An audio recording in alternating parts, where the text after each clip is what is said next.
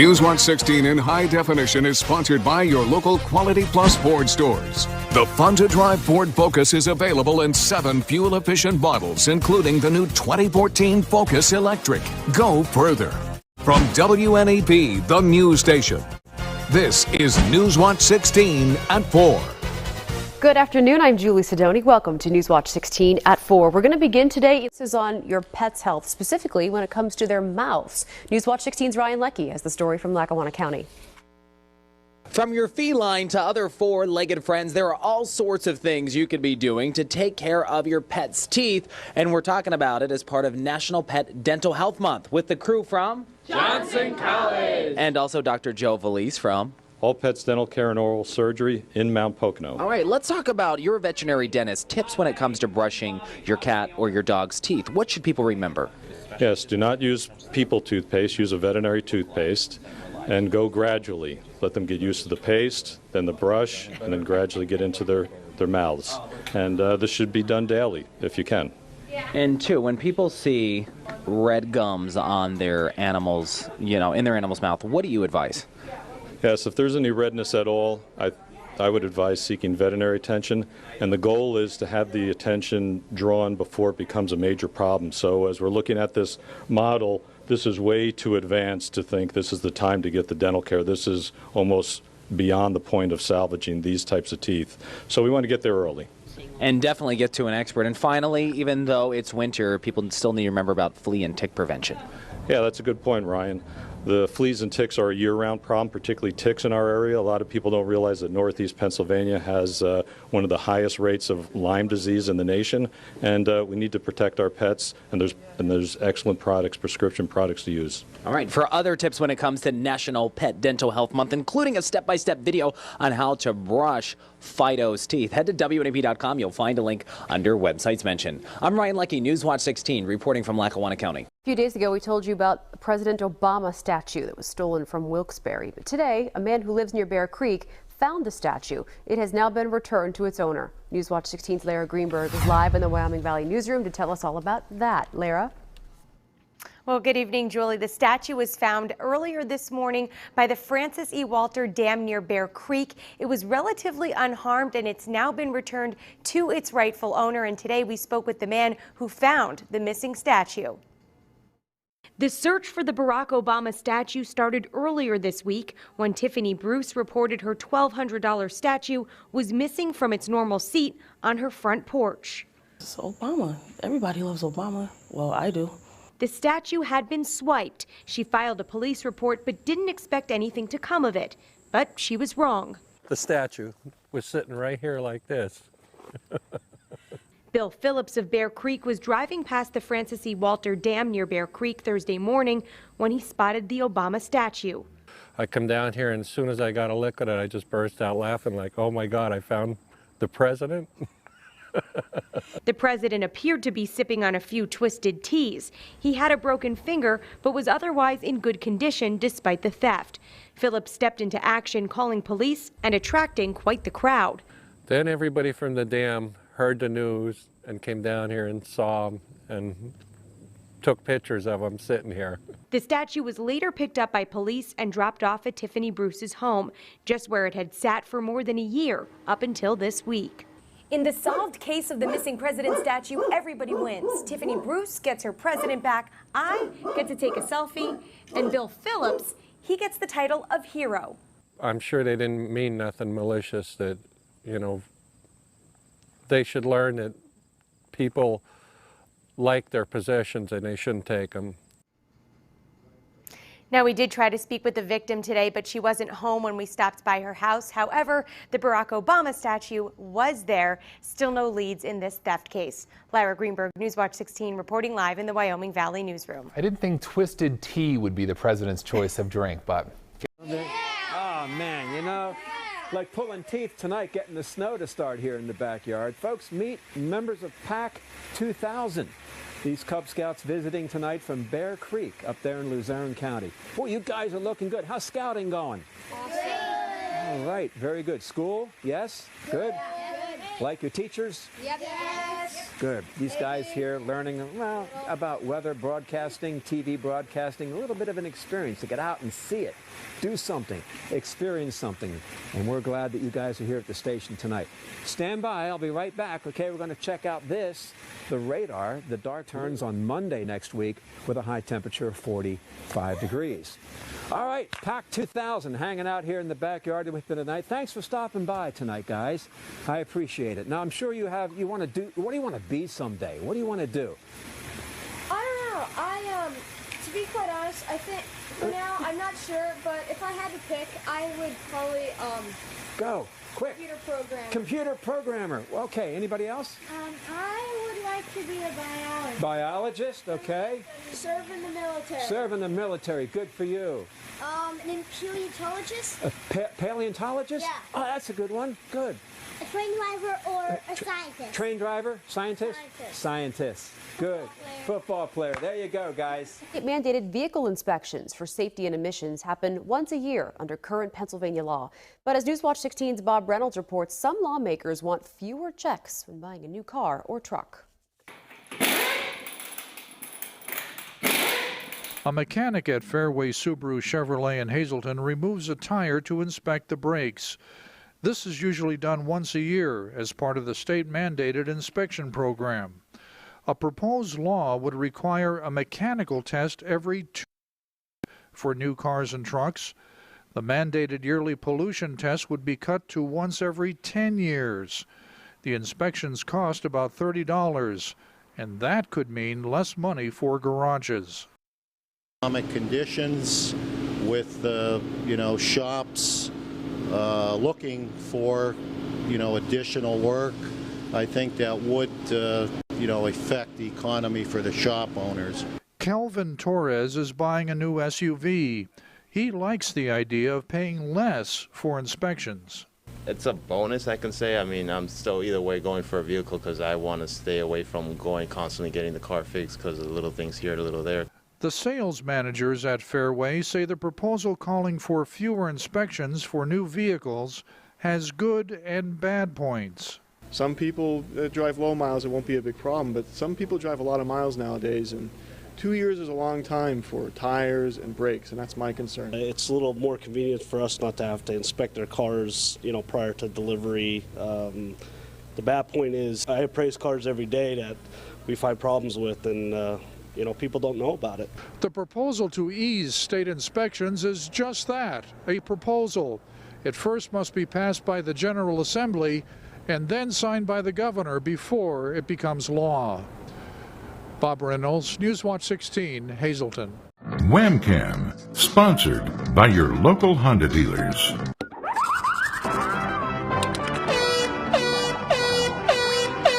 It's time to wham! Hi folks, I found Amy. Hey! And I'm wondering, do you know what this stuff is called? Tape? What kind? Masking? Duct? Tape. Duck? Tape. It's tape, but we're going to get down to the specifics. Is it duct tape or duct tape? It's time to go wham! Wham! Well, if you go in the dollar store, it's duct tape. Say it slowly though. Duct tape. It's duck? Yeah, it's duck. Duck! Duck! Like quack, quack, quack?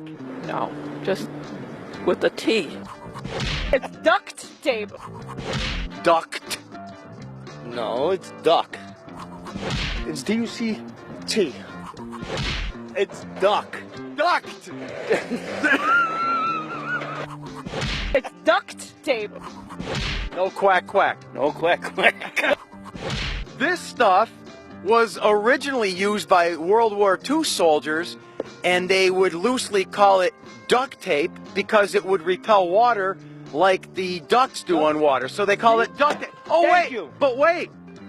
Then companies started to market stuff to repair ductwork, and they called it duct tape. So this is duct tape, but look what I have here. Duct tape. Show it to the camera. The truth is, both work. It's duck and duct. Cool. And that's a wham. Yeah. Yeah. I think I can use this right. Bottom corner. Is that okay? That works for me. I don't care. Extra money could be coming for fire departments and ambulance companies all over the state. Governor Corbett held a ceremonial signing of a new grant program in Harrisburg today. Newswatch 16's Lara Greenberg is in our Wyoming Valley newsroom. Tell us about a local fire department hoping to get some of that money. Lara? Well, Julie, the legislation is called the Firefighter Grant Program, and it actually took effect back in June. The money from this program will be distributed all over the state to fire and ambulance companies, and for the first time ever, it will also go to paid career departments as well as volunteer departments. Stopped by the Kingston Fire Department, where firefighters hope to expand their knowledge of fire safety. Another thing the department wants to expand, their budget. Eric Durr has been a firefighter in Kingston for 20 years and says new equipment is long overdue. With the more modern technology of equipment also comes with a price tag, so any little bit that we can get as far as a grant to help us with the equipment is very much appreciated. Luckily for them, Governor Tom Corbett held a ceremonial signing of the Firefighter Grant Program in Harrisburg. The program went into effect in June and will offer $30 million to fire and ambulance companies around the state. The state's offered the grant for years, but for the first time, it's not just limited to volunteer departments. That makes Kingston Fire, a paid department, eligible to apply for the first time. It's a very big expense that goes on to the municipality if this grant wasn't available. So it's going to be a big help to the municipal budget. The money can be used for equipment, building additions and improvements, and training. Fire departments can apply for up to $15,000. Ambulance companies can apply for as much as $10 grand. The Kingston Fire Department applied for $15,000, which would go toward bunker or turnout gear like this. It's basically all of the clothing that the firefighters wear when they get called to the scene of a fire.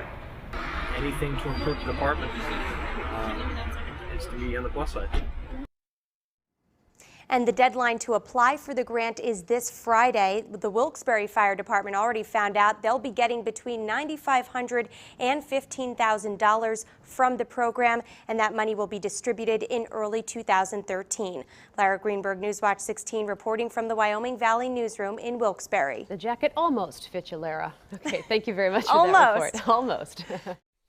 Health Watch tonight's about preeclampsia, a condition sometimes seen in pregnant women. It can be life-threatening for both mom and baby. We talk with a mom who was diagnosed with it and the midwife who helped her through in this Health Watch 16 report. The Health Watch 16 report is sponsored by Geisinger, redefining boundaries. Bodie is a happy, healthy, typical 2-year-old. He loves cars and trucks and knows all about Thomas the Train. His mom, Kim Burkhardt of Selinsgrove, says she knows how lucky she is to have him. Do you look at him every day and go, oh my God, I did that? Every day, numerous times, wow. Despite being 38 when she gave birth to Bodie, considered in the advanced maternal age category here at Geisinger Medical Center, she says her pregnancy was great, no problems, right up until week 35, when suddenly she was very swollen. Her midwife called one morning and told her testing showed she'd developed preeclampsia, and they wanted to induce labor that day. And I had gasped and thought, and she said, "Are you okay?" And I said, well, I was about to go to my baby shower. Angie Castle, Kim's midwife, explained that preeclampsia is a condition that causes vascular constriction, usually sometime after 20 weeks of pregnancy. Well, it can be life-threatening to both mother and baby. If the pregnancy is allowed to continue in the light of preeclampsia and the baby isn't getting adequate blood flow through the placenta, the baby can pass away. Kim had a severe case and was already 35 weeks along, which means the decision to induce labor was an easier one.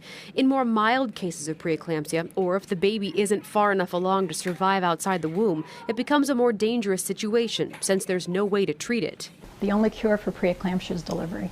Kim calls her delivery fast-paced and chaotic, but she knew she was in good hands at Geisinger. She's even been told, despite the complication, she's healthy enough to try for another child to keep little Bodie some company. And if I'm fortunate enough for that to happen, my husband and I would love to give him a sibling. He's thriving and doing well and a bright little boy, and that's what it's all about.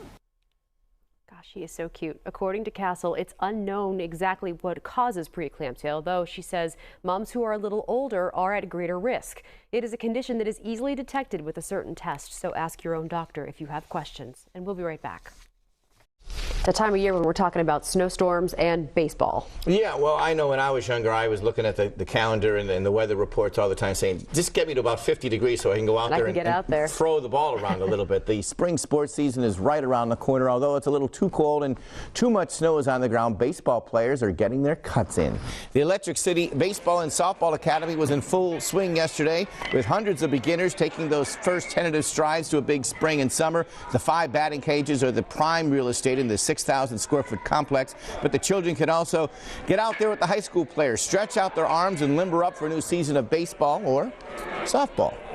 We have players from as old as college-age kids to some of the top high school players in the area take private lessons, all the way down to the 4 to 6-year-olds who are just starting out to play. Well, it's fun if you want to learn to play baseball and get the major leagues. You can do good and learn how to pitch right, and you learn how to catch and throw and hit. Hitting, fielding, throwing, anything from kids ages 4 all the way up to my age, up to 18. Doesn't matter what age.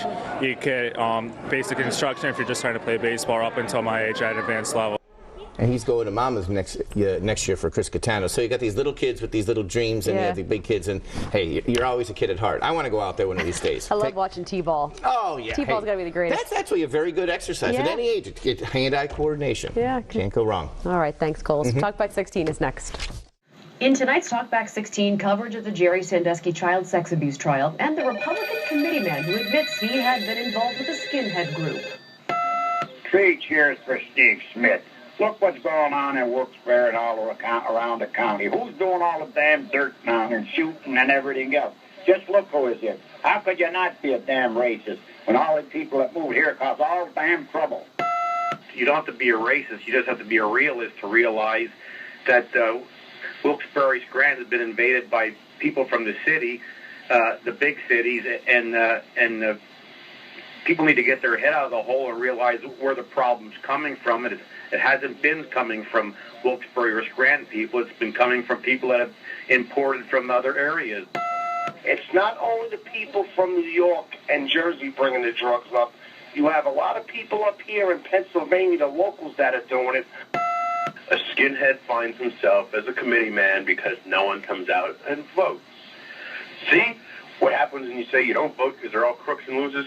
Then people like skinheads show up and take over the show. 28. Yo, I was just wondering if anybody realized that the Pennsylvania lottery is biased. 45. Mother's Day comes around, there's all kinds of Mother's Day lottery tickets. Did anybody see a single Father's Day lottery ticket ever? Call Talkback 16 at 1-800-228-WNEP or post a comment for us online at WNEP.com. Newswatch 16 at 6 is next.